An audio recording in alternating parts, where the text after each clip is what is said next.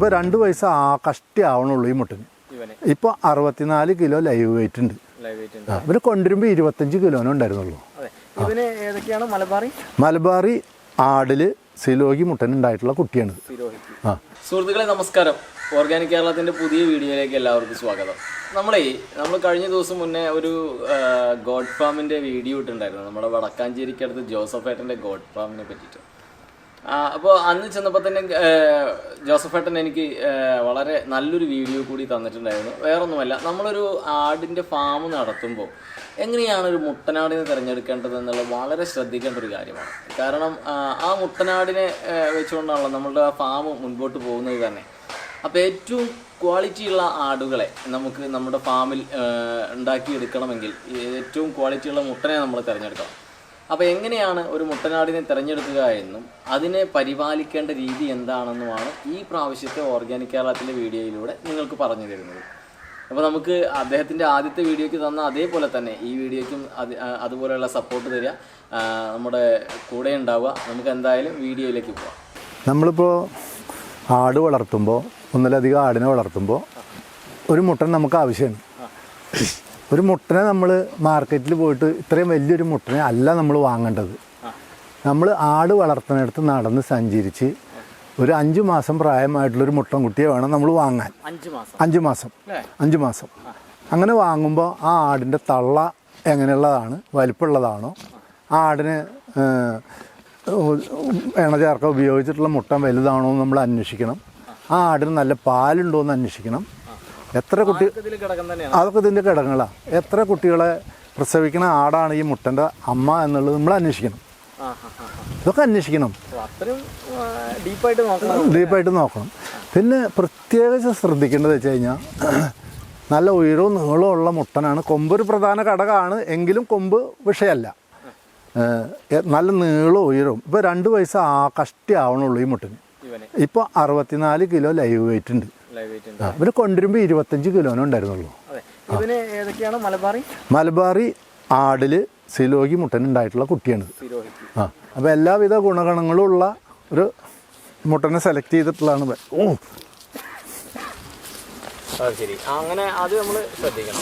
അതൊക്കെ നമ്മൾ ശ്രദ്ധിക്കണം.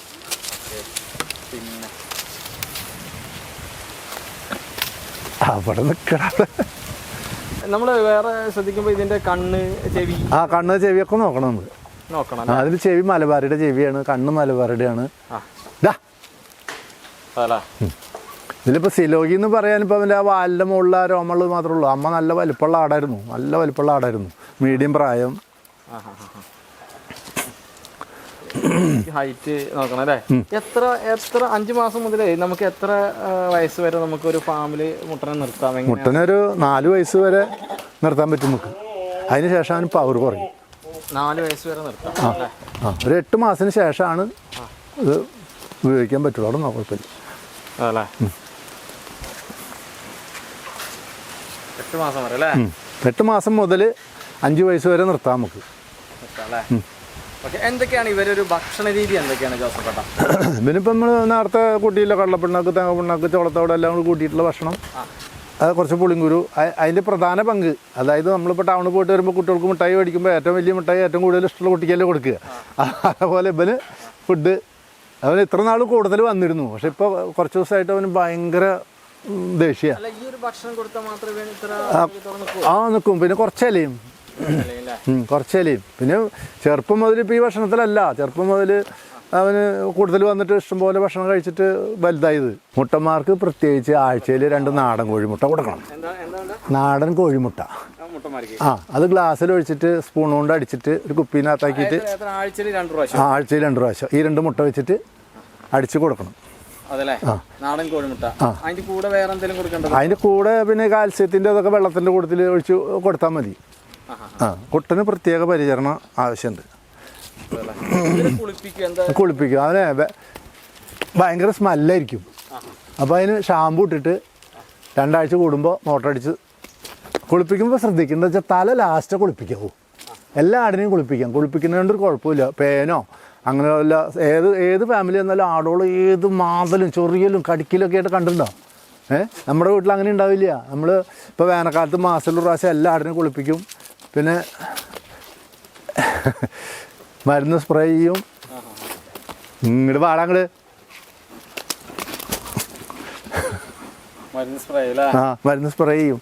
ചൊറി പേൻ അങ്ങനെയൊക്കെ. പിന്നെ മുട്ടനെ പ്രത്യേകിച്ച് കുളിപ്പിക്കുന്നത് സ്മെല്ല് പോകാൻ വേണ്ടിയിട്ടാണ്. അത് ഷാമ്പു ഉപയോഗിക്കുക. സോപ്പ് പൊടിയൊന്നും ഉപയോഗിക്കാൻ പാടില്ല ഷാമ്പു.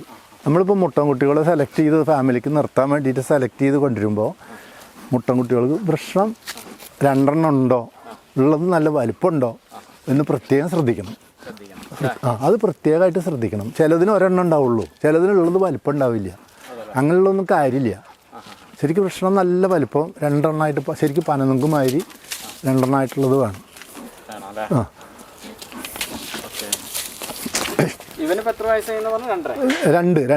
രണ്ടിന് ചോടെ. 2 വർഷം കൂടി നിർത്താം. നമ്മളെ ഈ മുട്ടനാടിനെ തിരഞ്ഞെടുക്കുമ്പോഴേ മലബാറിനെയാണ് കാര്യമായിട്ട് വളർത്തുന്നെങ്കിൽ നമുക്ക് മലബാറിയുമായി ക്രോസുള്ള മുട്ടനെയാണോ എടുക്കേണ്ടത്, അതോ നമ്മൾക്ക് മറ്റ് മുട്ടനെ വെച്ചിട്ട് ചെയ്യാവുന്ന ഇതുണ്ടോ? അപ്പോൾ നമ്മൾ 1-2 ഫാമിലൊക്കെ വന്നപ്പോൾ ബോയർ ആടിൻ്റെ മുട്ടനും നമ്മുടെ മലബാറിയും വെച്ചിട്ട് ക്രോസ് ചെയ്തിട്ടാണ് അവർ വിൽക്കുന്നത്. അങ്ങനെ കണ്ടിട്ടുണ്ട് ഞാൻ പല സ്ഥലങ്ങളിൽ. അപ്പോൾ അതിൻ്റെ ഒരു അഭിപ്രായം എന്താണ്? അതിൻ്റെ മലബാറി അന്യം നിന്ന് പോവാതിരിക്കണമെങ്കിൽ മലബാറിയായിട്ട് ബന്ധമുള്ള ക്രോസ് മുട്ടനെ നിർത്തണം അല്ലേ? അല്ലെങ്കിൽ കാലക്രമേണ മലബാറി അന്യം നിന്ന് പോവും.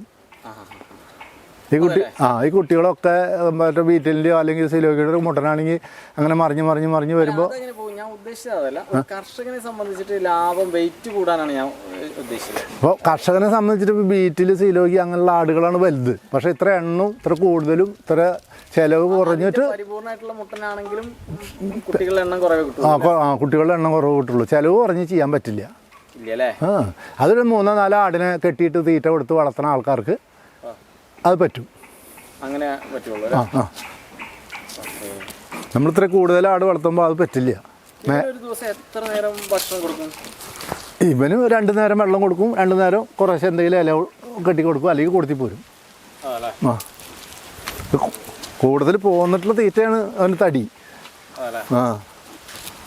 പിന്നെ നമ്മൾ ഓവറായിട്ട് തടി വെക്കാനും പറ്റില്ലല്ലോ. ഇല്ല, ഓവറായിട്ട് തടി വെക്കാൻ പറ്റില്ല. ഓക്കെ, അതപ്പ് കൂടും. അത് അവർ അതിനെ കഴിക്കുള്ളൂ. 8 നടത്തി കഴിഞ്ഞാൽ ഇതൊക്കെ പോവും. എക്സസൈസ് ചെയ്യ്, പുറത്തേക്ക് വിട്ടാലേ.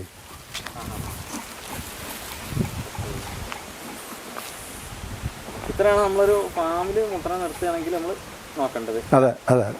സുഹൃത്തുക്കളെ, അപ്പോൾ നമ്മൾ മുട്ടനാടിനെ എങ്ങനെയാണ് ഒരു ഫാമിലേക്ക് തിരഞ്ഞെടുക്കേണ്ടത് എന്നുള്ള വീഡിയോ കണ്ട് നമുക്ക് എത്രത്തോളം വളരെ പ്രധാനപ്പെട്ട ഒരു കാര്യമാണെന്ന് നിങ്ങൾക്ക് ഈ വീഡിയോ കണ്ടപ്പോൾ മനസ്സിലായിട്ടുണ്ടാവും. ആ ആടിനെ തിരഞ്ഞെടുക്കുന്നത്, ആടിന് കൊടുക്കുന്ന ഭക്ഷണം, നിങ്ങൾ ജോസഫേട്ടൻ്റെ ആടിൻ്റെ ഒരു ക്വാളിറ്റി കണ്ടില്ലേ, അവൻ്റെ ഒരു എനർജി കണ്ടില്ലേ, ഇത് തന്നെയാണ് അദ്ദേഹത്തിൻ്റെ ഒരു പ്രത്യേകതയും. അദ്ദേഹത്തിന് ആടുകളോടുള്ള ഒരു സമീപനമാണ് നമ്മളെ ഈ വീഡിയോയിലൂടെ ഉടനീളം കണ്ടത്. അപ്പോൾ തീർച്ചയായും ഇതുവരെ തന്ന എല്ലാ സപ്പോർട്ടോടും കൂടി നമ്മുടെ കൂടെ ഉണ്ടാവുക. ഒട്ടും വൈകാതെ നമുക്ക് അടുത്തൊരു വീഡിയോയിൽ